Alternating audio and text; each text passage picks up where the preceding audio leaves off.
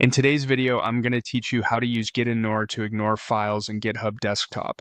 If you've ever had build folders, log files, or local configuration files clutter your commit history, this walkthrough will help you keep your repository clean and focused. We'll do everything right inside GitHub Desktop, so there's no need to edit files by hand. Start by opening GitHub Desktop with the repository you're working on. The app organizes everything you need in a simple layout, and the place we'll use first is the Changes view. Click the Changes tab. This shows a list of files that Git currently notices as modified, added, or untracked. Think of this list as your staging area preview. Anything you see here is eligible to be committed unless you tell Git to ignore it. Find the file you don't want Git to track. Maybe it's a temporary export, a local settings file, or a cache item that keeps popping up. In the Changes list, right-click that file. A context menu appears with actions specific to that file. Choose Ignore File, add to .gitignore. GitHub Desktop will automatically create or update the .gitignore file in your repository and add an entry matching the file you selected. This tells Git to skip that file going forward.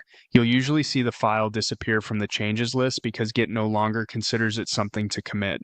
That's expected. If the file is already tracked in history, ignoring it won't rewrite the past, but it will prevent future changes from being noticed. If you want to ignore a whole type of file, use the menu option that says Ignore all .html files. Add to .gitignore. This adds a pattern like HTML to your .gitignore, so any file ending in .html anywhere in the repository will be ignored. Use this when you're confident you don't want any files of that type in version control. It's a powerful shortcut, so double check that you're not excluding something important. A quick note on what's happening behind the scenes. Gitignore is a plain text file stored in your repository. Each line is a rule that tells Git what to ignore, such as individual file names or wildcard patterns.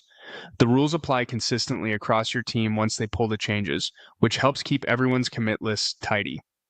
That's it. By using the Changes tab, right-clicking the item you don't want, and selecting either Ignore File or the Ignore All option for a file type, you can keep your commits focused on what actually matters in your project.